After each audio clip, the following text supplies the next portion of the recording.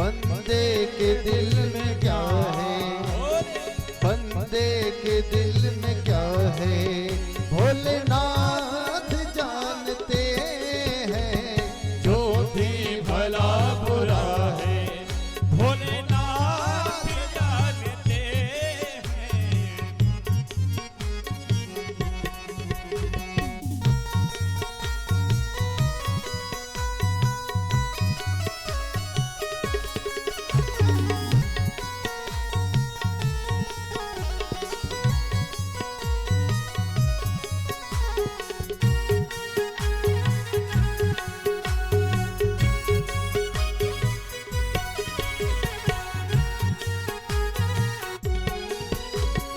आता है कहाँ से कोई, जाता कहाँ है कोई।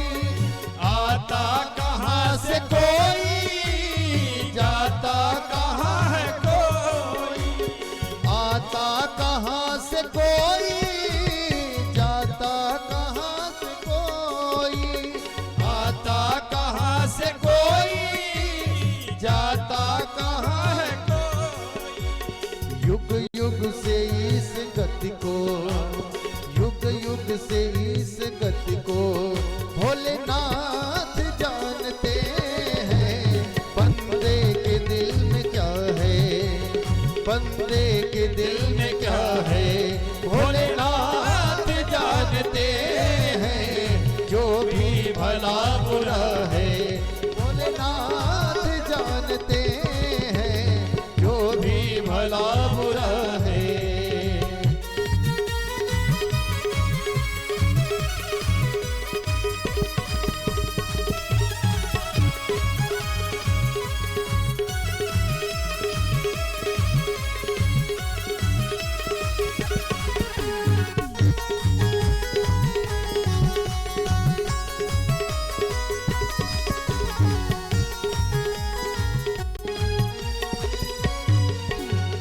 नेकी बदी को अपने जितना भी हम छुपा ले, नेकी बदी को अपने जितना भी हम छुपा ले। नेकी बदी को अपने जितना भी हम छुपा ले। नेकी बदी को अपने जितना भी हम छुपा ले। भोलेनाथ को पाना, भोले को है ये पाना, भोलेनाथ जानते हैं। बंदे के दिल में क्या है, बंदे के दिल में क्या है, भोलेनाथ जानते हैं। जो भी भला बुरा है, जो भी भला बुरा है, भोलेनाथ जानते हैं। जो भी भला बुरा है।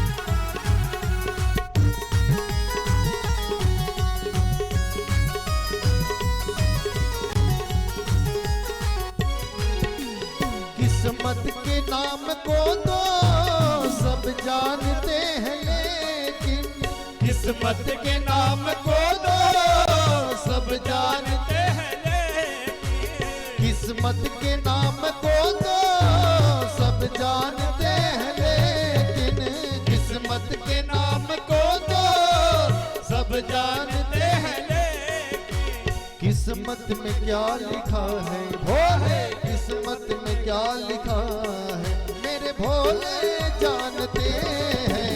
किस्मत में क्या लिखा है, भोलेनाथ जानते हैं।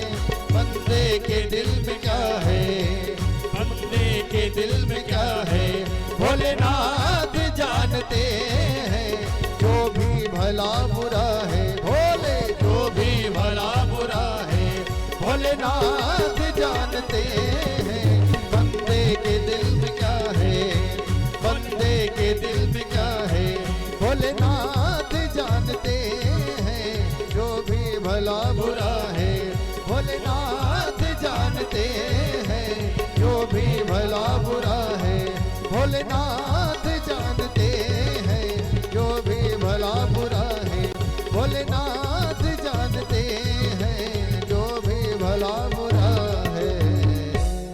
भोले भोलेनाथ की जय। हर हर महादेव। एक बार प्रेम से बोलिए ओम नमः शिवाय।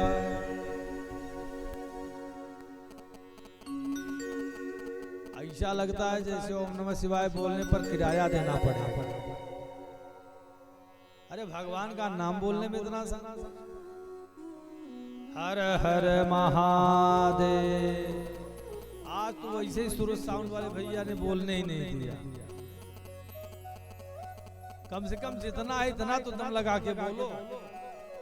आज हम लोग भी यहाँ से बोल रहे हैं, यहाँ से बोलने में सुनाई नहीं पड़ेगा। कल से व्यवस्था सही रहेगी ना? ठीक। राधे राधे।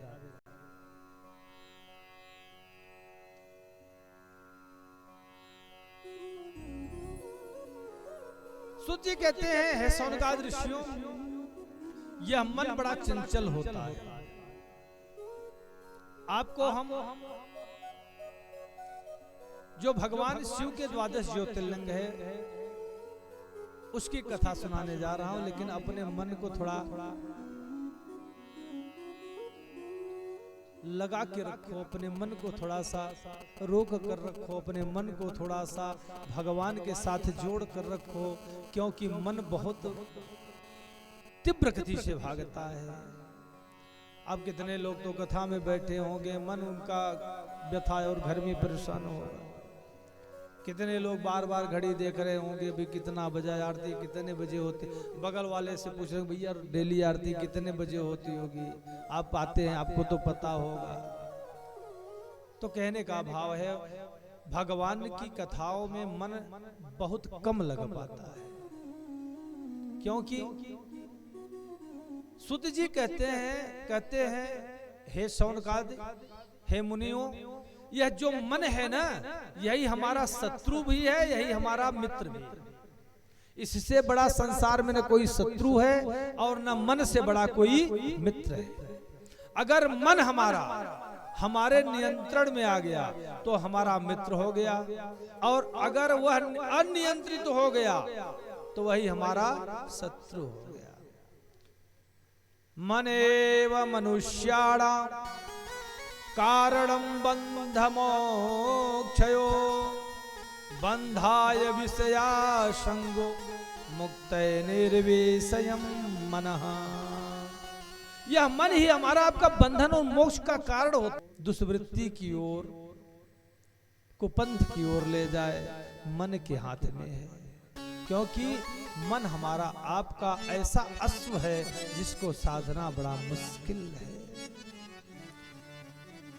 बंधुरात्मात्मनस्तस्य एनात्मैवात्मना जितः अनात्मनस्तु शत्रुत्वे वर्तेतात्मैव शत्रुवत।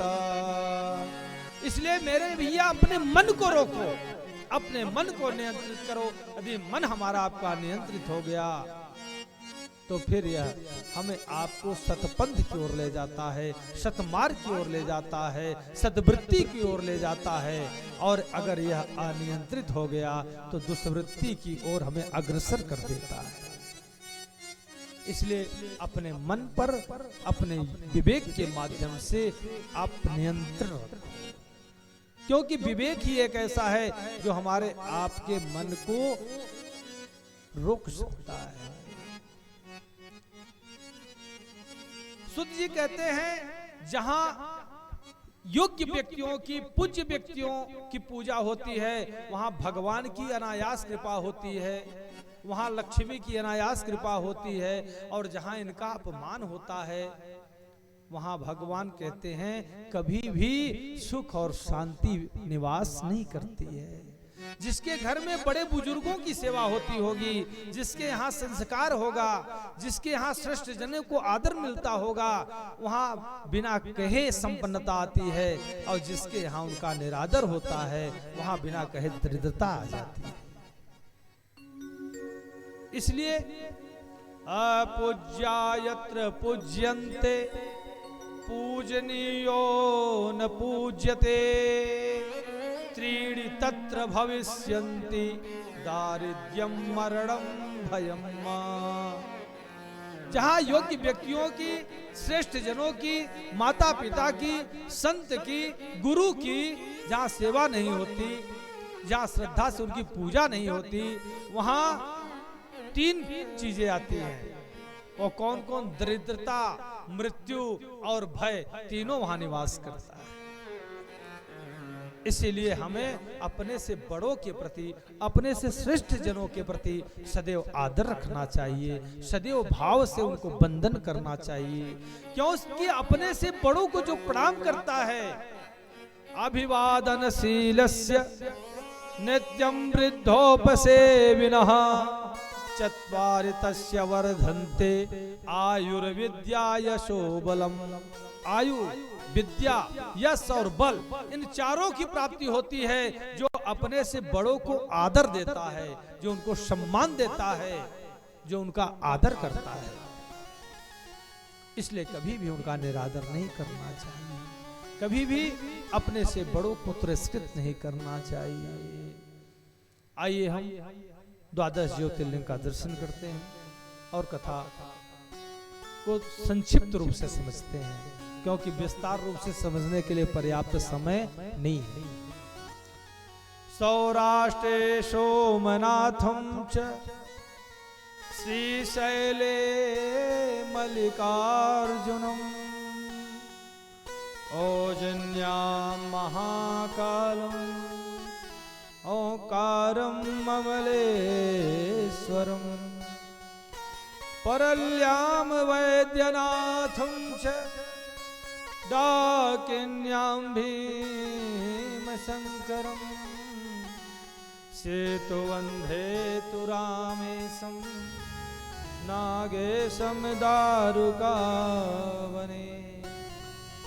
वाराणस्यां तु विश्वेशं त्र्यम्बकं गौतमी तटे हिमालये तु केदारं घुष्मेशं च शिवालये एतानि ज्योतिर्लिंगानि सायं प्रातः पठे नरः सप्तजन्म कृतं पापम् अस्मरणेन विनाश्यति। जो भगवान के इन 12 ज्योतिर्लिंग का सुबह शाम केवल नाम ले लेता है, 7 जन्म जन्मांतर के पाप उसके भस्म हो जाते हैं। केवल भगवान के इन 12 ज्योतिर्लिंग का नाम ले लेने से इतना प्रभाव है इन नामों में। पर हमारे पास समय ही नहीं रहता कि 2 मिनट भगवान का नाम ले लें। सुत जी कहते हैं हे मुनियों, प्रथम सोमनाथ ज्योतिर्लिंग जो है, दक्ष प्रजापति की जो 60 कन्याएं थी, जिनमें 27 का विवाह दक्ष ने चंद्रमा के साथ किया था, परंतु चंद्रमा ने अपनी 27 पत्नियों के साथ जो है वह पक्षपात किया और केवल रोहिणी से प्रेम किया। सो जाकर के दक्ष की पुत्रियों ने पिताजी से शिकायत की कि पिताजी, पत्नी तो हम सभी हैं चंद्रमा की, पर चंद्रमा का प्रेम तो केवल रोहिणी के लिए है। दक्ष ने समझाया चंद्रमा से, कहा आपने पाणी ग्रहण संस्कार किया है, आपके लिए सभी पत्नियां समान रूप से अधिकारिणी हैं और सबके साथ आपको समान व्यवहार करना चाहिए, आपको पक्षपात शोभा नहीं देता। पर चंद्रमा को यह बात समझ में नहीं आई। फिर जाकर के उन्होंने पक्षपात किया। आकर के पुनः दक्ष की पुत्रियों ने शिकायत की।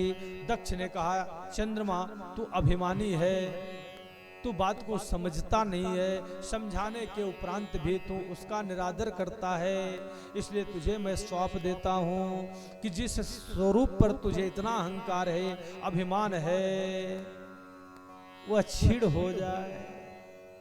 दिन प्रतिदिन चंद्रमा का स्वरूप क्षीण होता गया, क्षय रोग हो गया उनको। भागे भागे ब्रह्मा के पास गए, बोले ब्रह्मा से कि पितामह कोई साधन बताओ। ब्रह्मा ने कहा हमारे बस की बात नहीं है। तब चंद्रमा जी जाकर के प्रभास क्षेत्र में जो है वह भगवान की पार्थिव लिंग बना करके उपासना करते हैं। भोलेनाथ प्रसन्न होते हैं। 6 महीने की घोर तपस्या के उपरांत होते हैं कृष्ण पक्ष और शुक्ल पक्ष। कृष्ण पक्ष में आपकी कलाएं छीड़ होगी और शुक्ल पक्ष में प्रति दिवस आपकी एक कला बढ़ेगी। सो भगवान चंद्रमा का एक नाम सोम है। सोम के तपस्या करने पर भगवान वहां दर्शन दिए, इसीलिए सोमेश्वर नाम से उस ज्योतिर्लिंग की स्थापना हुई और भगवान को वहां पूजा जाने लगा। इसलिए पहले जो ज्योतिर्लिंग है वो शोभनाथ के नाम से विख्यात हुए। चंद्रमा ने उनकी पूजा किया और वहीं भगवान ज्योतिर्लिंग के रूप में स्थापित हो गए। दूसरा मल्लिकार्जुन की कथा आती है। मल्लिकार्जुन जो है भैया, एक बार कार्तिकेय और गणेश में जब स्पर्धा हुई पृथ्वी की परिक्रमा करने में, गणेश जी तो माता पिता की परिक्रमा करके खड़े हो गए इधर, पर कार्तिकेय महाराज घूम के जब आए तो पता चला कि शंकर जी के और माता पार्वती जी की परिक्रमा करके ही संपूर्ण पृथ्वी की परिक्रमा का फल गणेश जी को प्राप्त हो गया। सो क्रोध में आकर के क्रौंच पर्वत पर जाकर के निवास करने लगे। भगवान भोलेनाथ और माता पार्वती जो हैं वह दर्शन करने अमावस और पूर्णिमा के दिन क्रौंच पर्वत पर जाकर के अपने पुत्र से मिलते हैं। इसीलिए भगवान भोलेनाथ और माता पार्वती, पार्वती का एक मल्लिका कहा जाता है और भगवान का एक नाम अर्जुन भी है भोलेनाथ का। सो मल्लिका अर्जुन मिलाकर के दोनों को मिलाकर के एक लिंग की स्थापना हुई जिसे मल्लिकार्जुन कहा जाता है। बोले मल्लिकार्जुन भगवान की जय हो। दूसरा ज्योतिर्लिंग जो है स्थापित हुआ। तीसरा ज्योतिर्लिंग कालों के काल महाकाल भोलेनाथ जो कि अवंतिकापुरी आपकी अवंती उज्जैन में निवास करते हैं।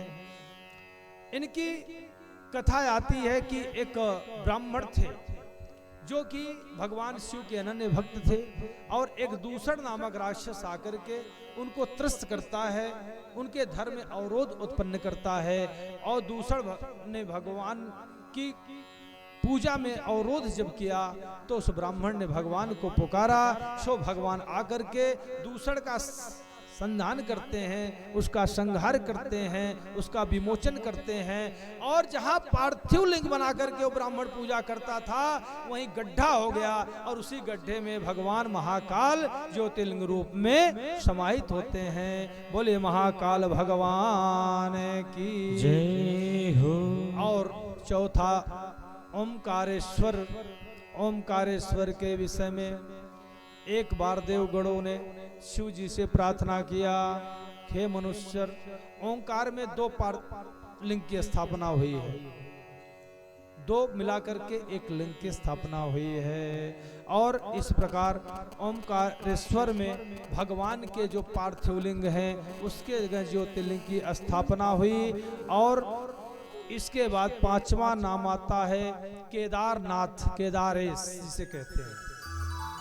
केदारनाथ में नर नारायण रूप में जब भगवान ने तपस्या किया था तो भगवान आकर के वहां दर्शन देते हैं और नर नारायण के द्वारा उस केदारनाथ ज्योतिर्लिंग की स्थापना की जाती है। बोले केदारनाथ भगवान की जय हो। इसके बाद भीम शंकर हैं। भीम शंकर की भी लीला बड़ी विचित्र है। भीम नामक असुर का भगवान ने विनाश किया था और सुदक्षिण नामक भक्त की रक्षा की थी, इसीलिए उस ज्योतिर्लिंग का नाम पड़ा भीम शंकर। बोले भीम शंकर भगवान की जय। इसके बाद आपके आ जाते हैं विश्वेश्वर बाबा विश्वनाथ। विश्वनाथ काशी की महत्ता ही अलग है।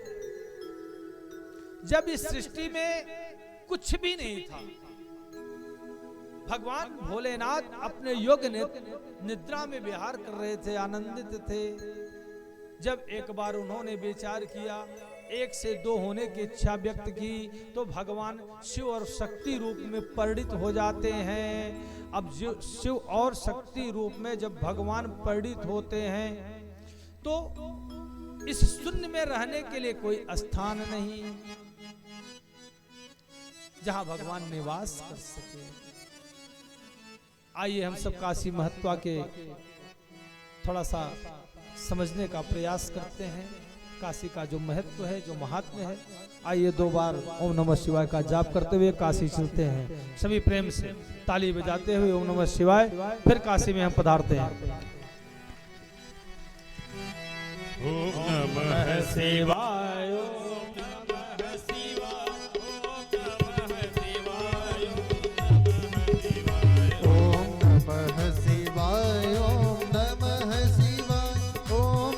सभी लोग शिवाय ओम नमः शिवाय ओम नमः शिवाय। ओम नमः शिवाय। ओम नमः शिवाय ओम नमः शिवाय ओम नमः शिवाय ओम नमः सभी लोग ओम नमः शिवाय ओम नमः शिवाय ओम नमः शिवाय।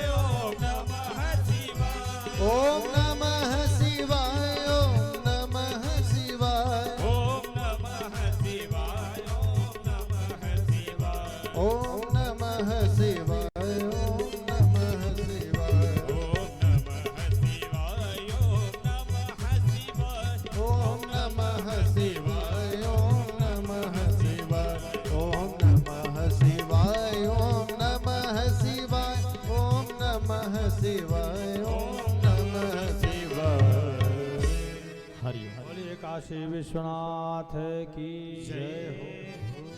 हरि हरि ततशते जसहसारं पंचक्रोशात्मकं शुभं सर्वोपकरणैर्युक्तं सुदरं नगरं यथा। आज हमारे आपके लिए परम सौभाग्य का विषय, हम आप काशी नगरी में पधार रहे हैं और हमारे जजमान बाबू अशोक सिंह और उनके सपरिवार बाबू मनीष सिंह, बाबू अंकित सिंह के लिए भी बड़ा सौभाग्य का विषय है कि शिव पुराण की कथा, और शिव पुराण की कथा के मध्य में गुरुर ब्रह्मा गुरुर विष्णु गुरुर्देव महेश्वर गुरु साक्षात परम ब्रह्म तस्मै श्री गुरुवे नमः। हम इनके भाग्य की सराहना करते हैं कि ऐसे अवसर पर गुरु का पदार्पण हुआ है, गुरु का दर्शन का सौभाग्य प्राप्त हुआ है। इसलिए हम आपके भाग्य की सराहना करते हैं और श्री गुरुदेव महाराज को नमन करते हैं जो आपका पदार्पण हुआ। आपने अपना अमूल्य समय दे करके अपने शिष्य के भाग्य को कृतार्थ किया, उनके इस धरा को पावन किया। इसके लिए हम हृदय से आभार व्यक्त करते हैं और गुरुदेव को वंदन करते हैं। और हम शास्त्री जी से निवेदन करते हैं कि गुरुदेव भगवान को सच सम्मान आदर के साथ मंच पर बुलाएं और गुरुदेव भगवान का पूजन करें और जजमान को आशीर्वाद प्राप्त करवाएं। सारे हरि माननीय श्री परम श्रद्धेय परम आदरणीय श्री सदगुरु दत्तात्रेय सेवा संस्थान पूरे बसो रानीगंज के निवासी हैं। उनसे करबद्ध निवेदन है कि वे व्यासपीठ पे आवें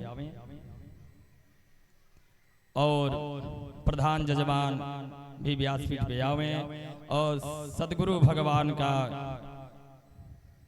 पूजन करके अपने जीवन को कृतार्थ करे और धन्य बनाए। आइए हम सभी गुरु वंदना करते हैं साथ में। किस तरह से नमन मैं करूं आपका, किस तरह से नमन मैं करूं आपका। स्वागतम स्वागतम स्वागतम आपका, स्वागतम स्वागतम कुर्सी लगवाई वहां को। स्वागतम स्वागतम स्वागतम आपका, स्वागतम स्वागतम स्वागतम आपका।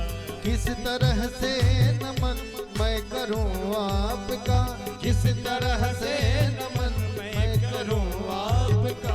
स्वागतम स्वागतम स्वागतम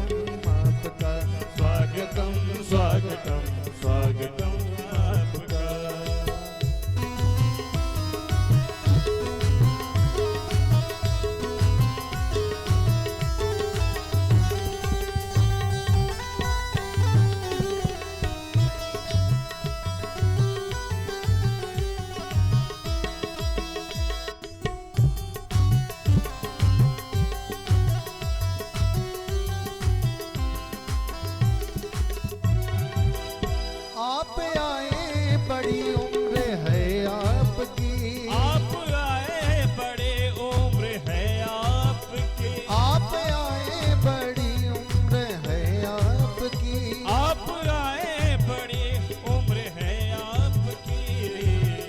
बस अभी नाम मैंने लिया आपका, सभी छोटों का लिए स्वागत है गुरुदेव भगवान का। किस तरह से नमन मैं करूं आपका, किस तरह से नमन मैं करूं आपका। स्वागतम स्वागतम स्वागतम आपका, स्वागतम स्वागतम स्वागतम आपका।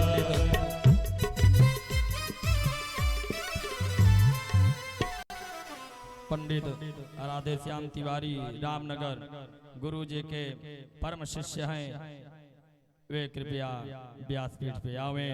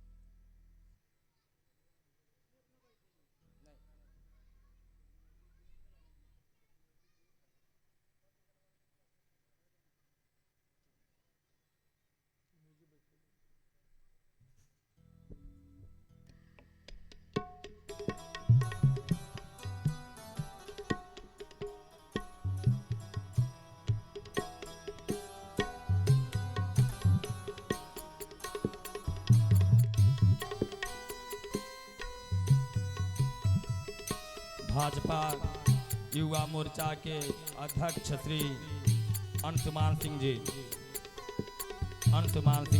व्यासपीठ पे आवे।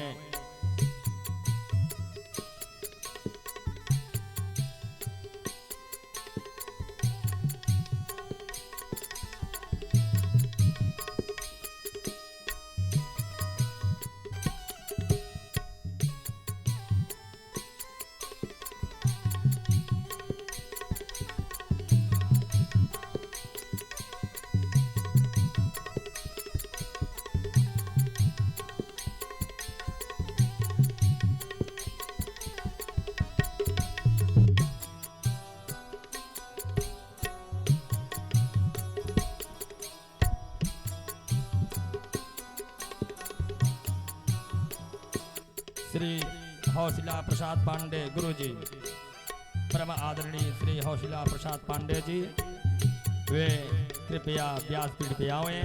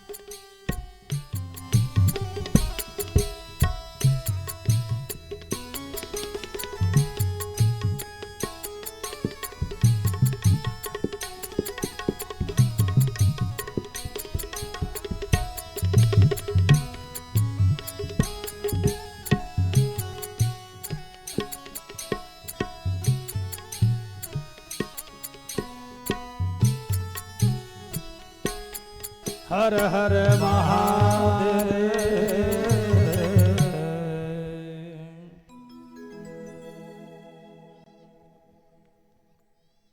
आइए हम सभी फिर काशी चलते हैं। कौन कौन काशी चलेगा?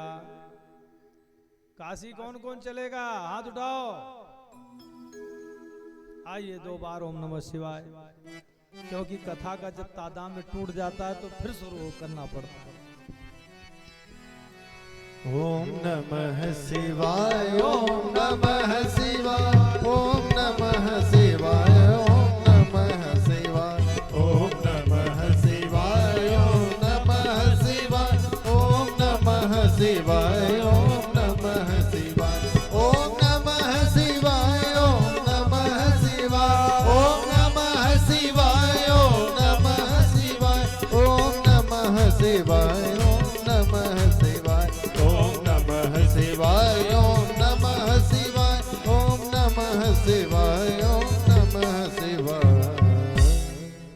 बाबा विश्वनाथ की जय हो, गंगा मैया की जय हो। और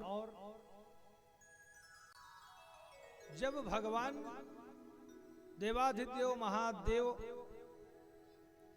ने विचार किया और शिव और शक्ति का प्रादुर्भाव हो गया, रहने के लिए कोई स्थान नहीं। ततस्य तेजसहसारं पंचक्रोशात्मकं शुभं सर्वोपकरणैर्युक्तं सुंदरं नगरं तथा। और निर्गुण शिव ने अंतरिक्ष में ही सभी सामग्रियों से समन्वित संपूर्ण तेजो के सारे भूत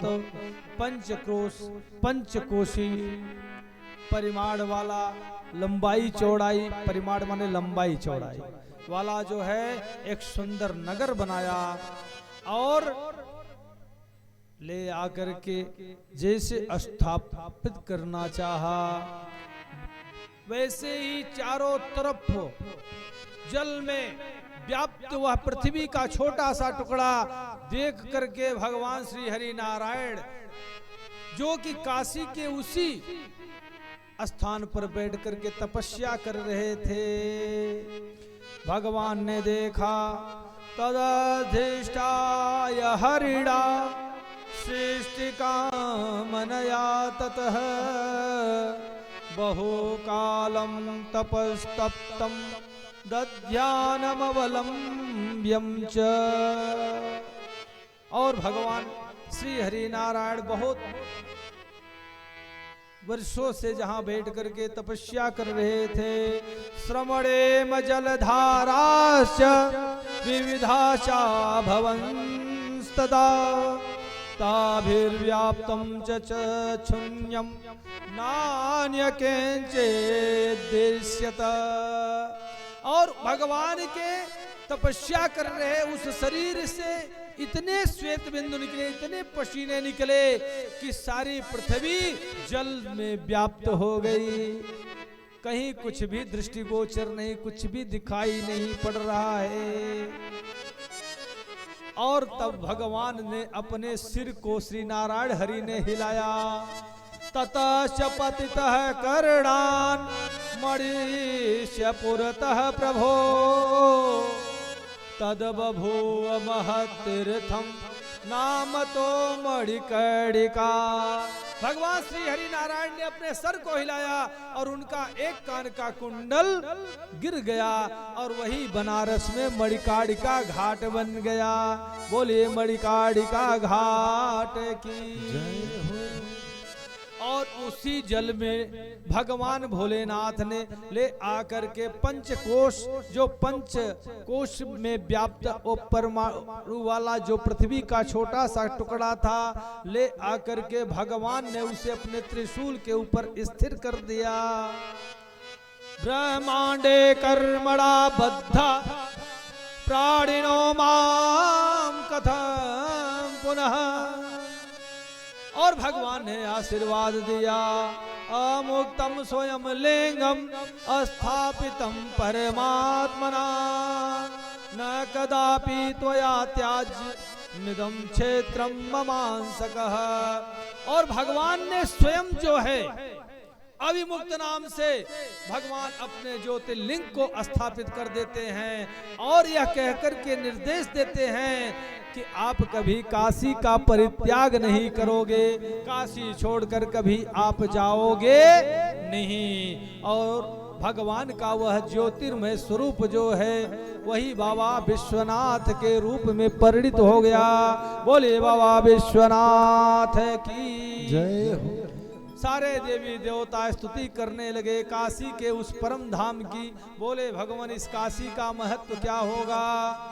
भगवान ने कहा असर अमरा मरणम सर्वे वांछन्ति है परे चये भुक्ति मुक्ति प्रदा चैसा सर्वदा शंकर प्रिया। हे देवो, मृत्यु लोक में जितने भी जीव हैं, जिसकी मृत्यु इस काशी नगरी में होगी वह मुक्त हो जाएगा।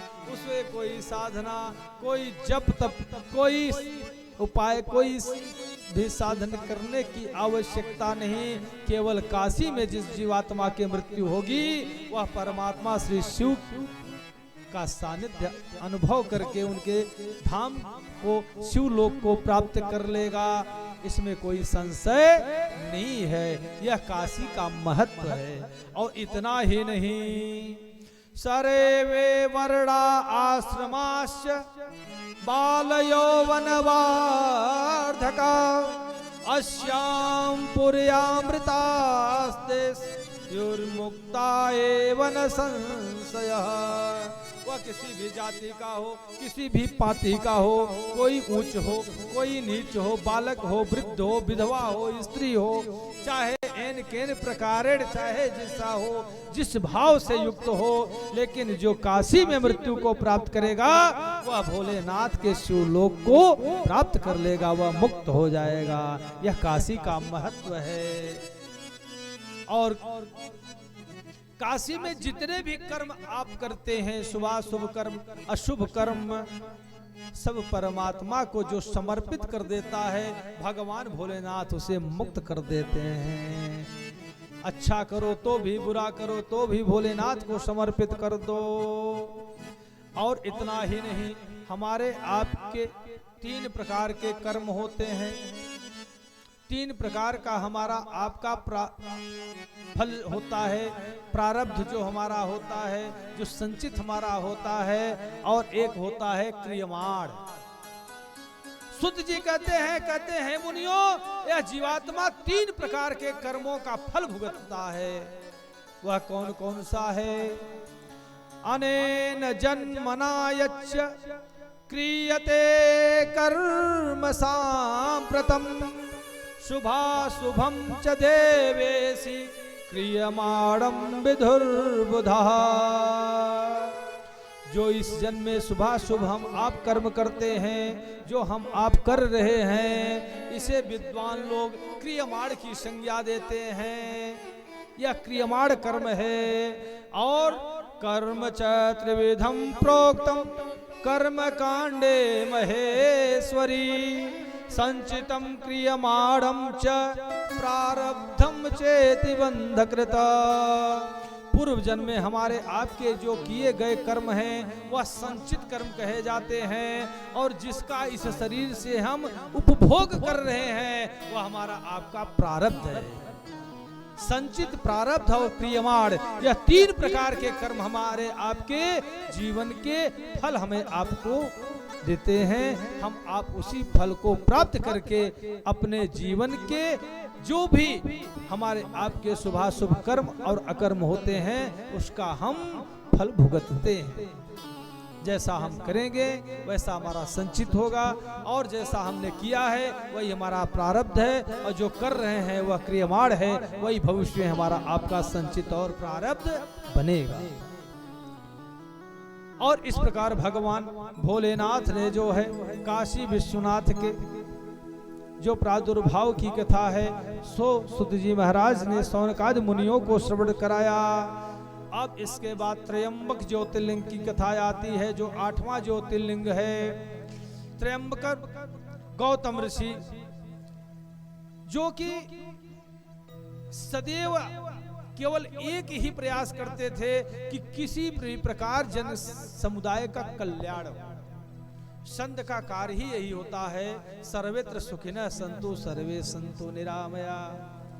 और गौतम ऋषि सदैव परमार्थ में लगे रहते हैं, समाज के कल्याण, समाज के उत्थान, लोगों का हित, लोगों का उपकार, लोगों का सहयोग करने में ही व्यस्त रहते हैं। दिन रात जो है वह भगवान की कृपा से अन्वेषण करते रहते हैं, खोजते रहते हैं क्या करने से समाज का कल्याण होगा, समाज का उत्थान होगा। परंतु यह समाज जो है उपकार का बदला कभी कभी अपकार से देता है। कथा बड़ी लंबी है, समय बहुत कम है, इसलिए बहुत संक्षिप्त में कथा को नमस्कार कर रहे हैं। कथा तो ऐसी है कि अब त्रंबकेश्वर जो एक एक ज्योतिर्लिंग कथा एक एक दिन हो, लेकिन हर कथा को नमस्कार करके आगे बढ़ना है, जैसे कि साप्ताहिक परंपरा है। कहने का तात्पर्य केवल यही है कि गौतम ऋषि के अथक प्रयासों के उपरांत जो है वहां जनमानस में हर प्रकार की खुशी, अकाल पड़ा हुआ क्षेत्र जो है वह भगवान की कृपा से केवल गौतम ऋषि के तपस्या के कारण जो है हरा भरा हो गया। लेकिन संतों के मन में गौतम की प्रसिद्धि देख करके ईर्ष्या व्याप्त हो गई और उन्होंने जो है गाय का एक प्रपंच रच के और गौतम ऋषि के ऊपर गौहत्या का पातक लगा दिया और उन्हें अपने संत और अपने समुदाय से तिरस्कृत कर दिया, बाहर निकाल दिया।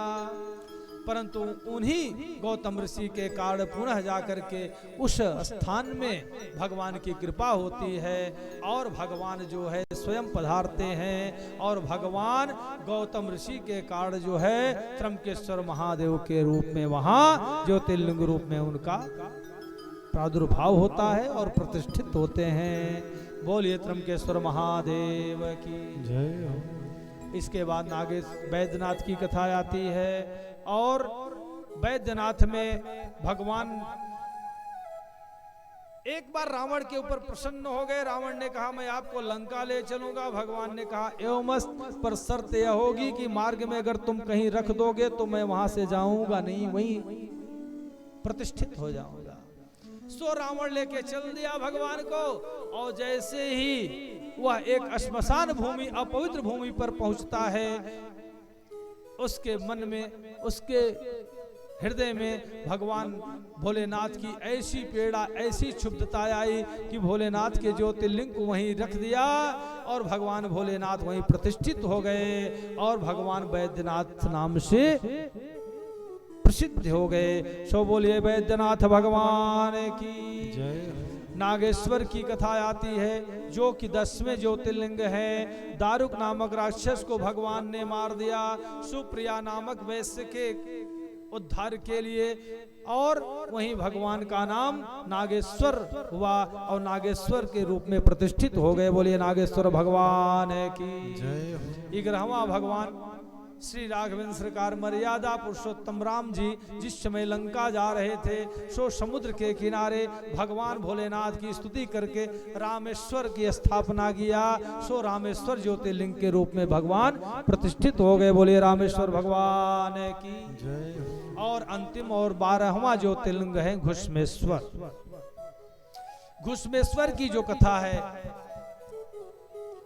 यह घुष्मा जो है उसकी एक पुत्र है और उसकी जो बड़ी जेठानी है वह उससे ईर्ष्या रखती है और एक दिन रात्रि को उसकी हत्या करके टुकड़े टुकड़े करके ले जाकर के एक सरोवर में फेंक देती है और उस सरोवर के किनारे नित्य जो है वह घुष्मा पार्थिव शिवलिंग बना करके भगवान भोलेनाथ की सेवा करती है, उपासना करती है। जैसे प्रातः पता चला कि उसके पुत्र की हत्या किसी ने कर दिया है, उसका जो बिस्तर है लहूलुहान है, रक्त रंजित है, लेकिन घुष्मा को कोई प्रभाव नहीं। घुष्मा ने केवल एक विश्वास रखा कि जिसने मेरे पुत्र को दिया है वही मेरे पुत्र की रक्षा भी करेगा।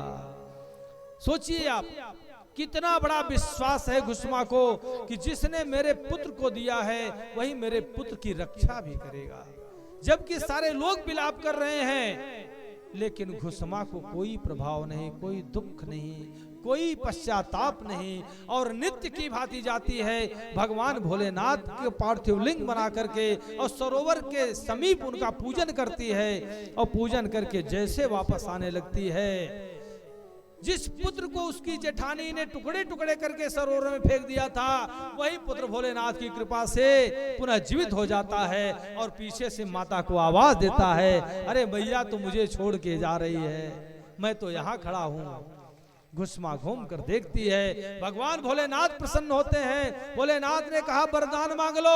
घुसमा ने कहा कोई वरदान नहीं चाहिए, अगर वरदान देना चाहते हो तो मैं चाहती हूँ कि घुसमेश्वर नाम से आप मेरे नाम से ही प्रतिष्ठित हो जाओ, ताकि आने वाले समय में हमारी जैसी अनगिनत माताओं के संतान की रक्षा करो और भक्तों की मनोकामना को पूर्ण करो। सो भगवान वहीं घुसमेश्वर नाम से प्रतिष्ठित हो गए। बोले घुसमेश्वर भगवान की जय। कहानी बड़ी लंबी है, हमने सागर में गागर भर के पहुंचा दिया। एक बार बोलिए हर हर महादेव। शिव पुराण की कथा एक जगह मैं सीधी में कथा कर रहा था, याद आ गया क्योंकि जो संक्षिप्त की बात हुई इसलिए। शिव पुराण की मैं कथा कर रहा था। कथा तीसरा या चौथा दिन दिवस था, 9 दिवसीय कथा थी। मैं कथा करके उतरा, एक बड़े अच्छे पंडित जी थे, आए, वैष्णव तिलक स्वरूप धारण किए थे। बोले महाराज एक निवेदन है। हमने कहा निवेदन या आदेश करिए, आप श्रेष्ठ हैं, ब्राह्मण हैं। तो उन्होंने कहा महाराज मैं देख रहा हूँ कि आप कथा को बड़ी संक्षिप्त में करके जा रहे हैं, कथा कैसे पूरी होगी। हम कहा अगर आप बुरा न माने तो एक निवेदन करूं। उन्होंने कहा कहिए। हमने कहा शिव पुराण की कथा आपने कितनी बार सुनी है। बोले महाराज मैंने कई बार सुनी है।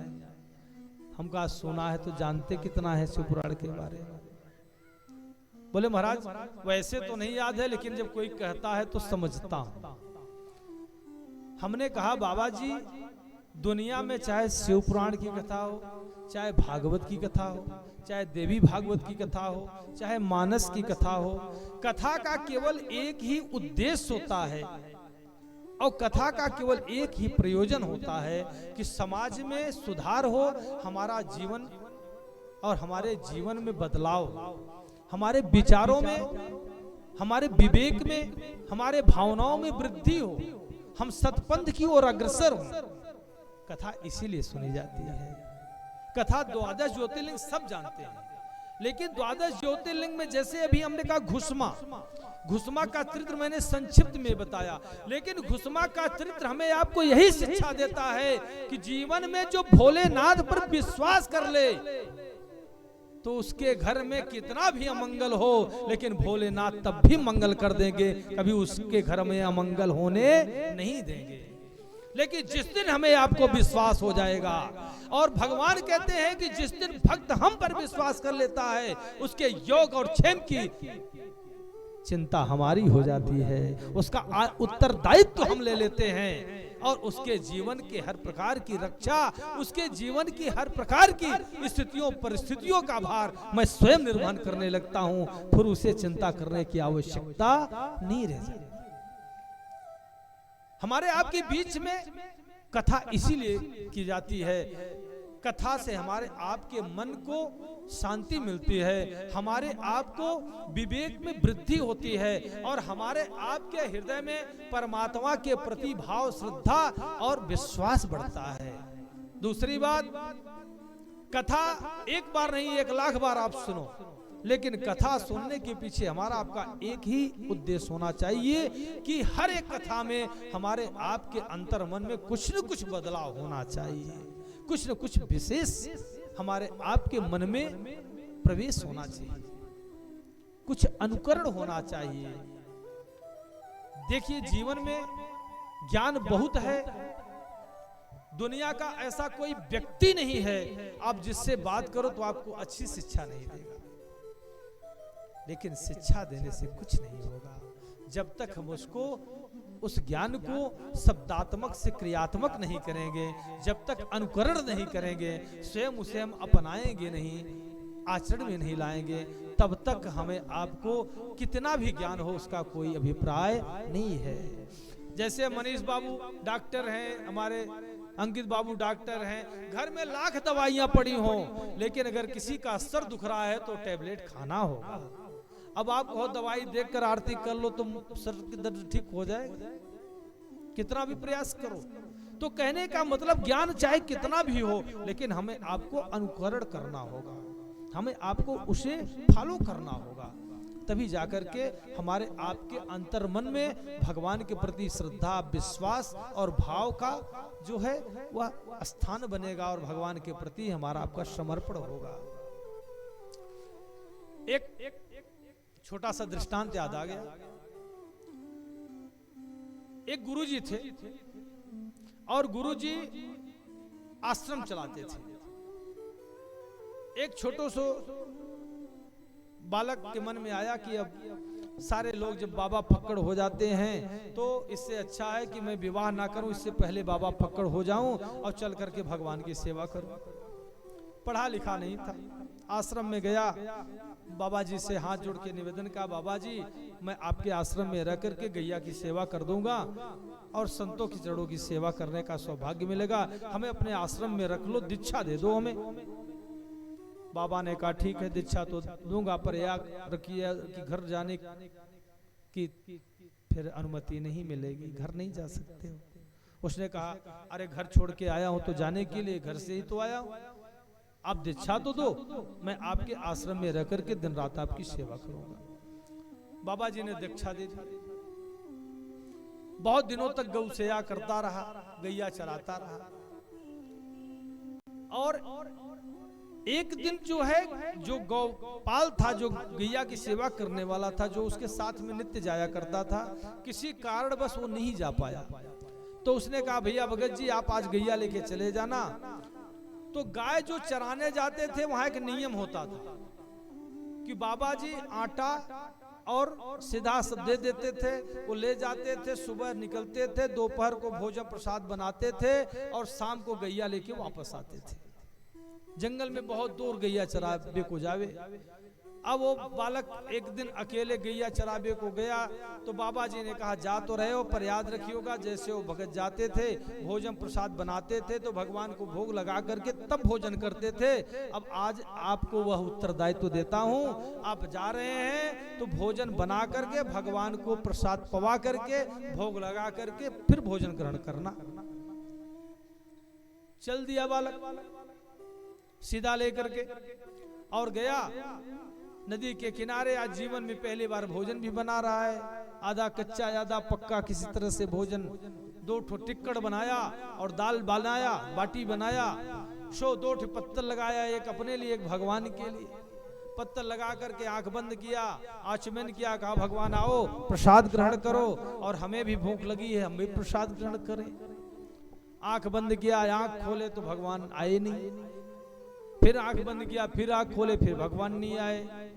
10-5 मिनट बीत गए, आधे घंटे बीत गए, पर भगवान कहाँ आने वाले। हम आप भोग लगाते हैं, भगवान आते हैं? झूठा भोग लगा देते हैं, तुलसी पत्ता रख देते हैं, आचमन कर देते हैं, हो गया भोग ले आओ, फिर मलाई रबड़ी। केवल हम भगवान को एक प्रकार से भाव समर्पित करते हैं, भगवान आप भोजन कर लो, भगवान भाव का भोजन करते हैं।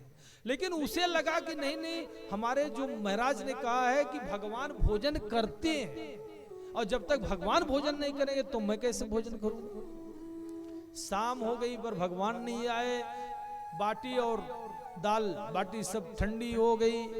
गैया का घर जाने का समय, वो बेचारा भूख से छटपटा रहा है। अब रोने लगा, बोले भगवान मुझे ये चिंता नहीं है कि मैं भोजन नहीं किया हूँ, चिंता इस बात की है कि आज पहली बार हमें हमारे महाराज ने एक उत्तरदायित्व सौंपा है और मैं उसको पूरा नहीं कर पाऊंगा। आज आप भी मेरे कारण भूखे रहोगे भगवान। तो मैं गुरुजी को जाकर जब बताऊंगा कि भगवान ने भोजन नहीं किया है तो हो सकता है मुझे आश्रम से भी बाहर कर दें, इसलिए कि मैं पढ़ा लिखा नहीं हूँ भगवान, मैं अंतर मंत्र नहीं जानता हूँ। भगवान को लगा कि एक कैसा भोला भक्त है, जबकि इसके पहले जो ग्वाल बाल गैया चराबे को आता था वो भोग लगाकर आचमन करके और आंख बंद करके भगवान को याद करके फिर भोजन ग्रहण कर लेता था। शाम हो गई पर भोजन नहीं की। भोलेनाथ बैठे, मैया पार्वती देख रही। मैया ने कहा रे लाला भूख से तड़प रहा है, भोलेनाथ पधारो। भोलेनाथ ने कहा अरे बड़े बड़े जोगी जति इतने वर्षों तक तपस्या करते हैं कंदराओं में बैठ करके, तब जाके छड़मात का दर्शन होता है, और तुम अभी 4 घंटे की पूजा और तुम कह रही हो जाकर के भोजन कर लो। मैया पार्वती ने कहा नहीं करोगे तो उस लाला का विश्वास टूट जाएगा। अब वो जोर जोर से रोना शुरू कर दिया, भगवान आ जाओ, भगवान एक बार आ जाओ, भोजन कर लो भगवान। भोलेनाथ आए। भोलेनाथ ने कहा बेटा मैं आ गया हूँ। बोले आपने इतना देर कर दी आने में, दोपहर से आपको पुकार रहा हूँ, शाम हो गई, आप कितने भूखे होंगे। भोलेनाथ उसके भाव को देख करके मग्न हो गए। उसने बैठ करके कहा बेटा तुम भी भोजन करो। उसने कहा मैं कैसे भोजन कर सकता हूँ, जब तक आप भोजन नहीं करेंगे भला मैं भोजन कैसे करूँगा, पहले आप भगवान भोजन कर लो।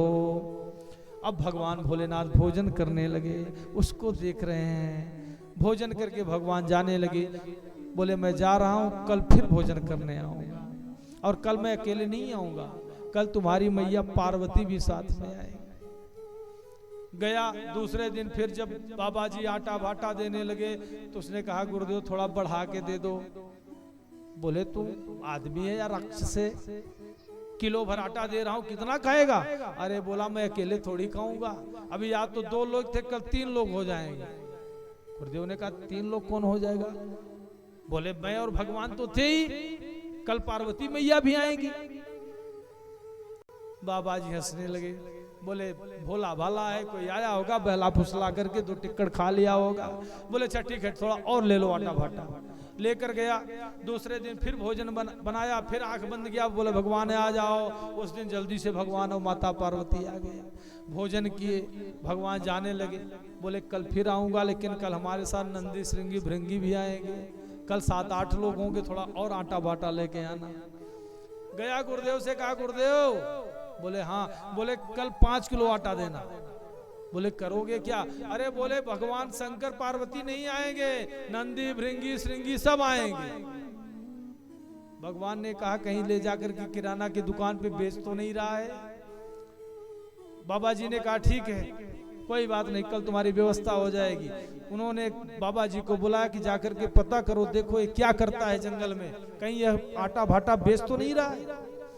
और वो ले गया, जैसे भोजन प्रसाद बनाया, भगवान पूरे गढ़ों के साथ आ गए और भगवान भोजन प्रसाद कर रहे हैं। एक बाबा आकर के झाड़ की ओर से देख रहा है, पताओं में छिप के देख रहा है। अरे वो तो रोने लगा, देखकर गया भागा भागा गुरुदेव के पास। बोला चमत्कार हो गया गुरुदेव। बोले क्या हुआ। अरे बोले सारा शिवलोक आ गया है। बाबा जी भी भाग कर आए। आज जो महंत थे उस बालक के चरणों में साष्टांग लेट गए। बोले बेटे मैं जीवन भर तिलक स्वरूप धारण करके माला घुमा करके और जो काम नहीं कर पाया तूने 2 दिन में करके दिखाया है। तेरे विश्वास की विजय है। भगवान विश्वास के भूखे होते हैं, भाव के भूखे होते हैं। तो कहने का मतलब जितने भगत आप देखेंगे, किसी को वेद नहीं आते थे, किसी को श्लोक नहीं आते थे, वो तो केवल आंख बंद करके उनके नाम को जपते थे टूटे फूटे शब्दों में से ही, लेकिन भगवान अनायास उन पर कृपा करते थे, क्योंकि भगवान हमारे भाव के भूखे हैं। हमारा आपका भाव अगर अच्छा होगा, हमारे आपके अंतर्मन में अगर उनके प्रति श्रद्धा होगी, तो भगवान श्लोक और मंत्र नहीं देखेंगे, पात्रता नहीं देखेंगे, बल्कि हमारे आपके भावों को देख करके भगवान स्वतः आ जाएंगे। इसलिए जो हम हरि का, जो भगवान का, भोलेनाथ का भजन करते रहेंगे, उन्हें बुलाते रहेंगे, पुकारते रहेंगे, भाव से उनका आवाहन करते रहेंगे, तो निश्चित है कि वो हर स्थिति परिस्थिति में हमारे साथ होंगे और हर प्रकार से हमारी रक्षा और सुरक्षा करेंगे।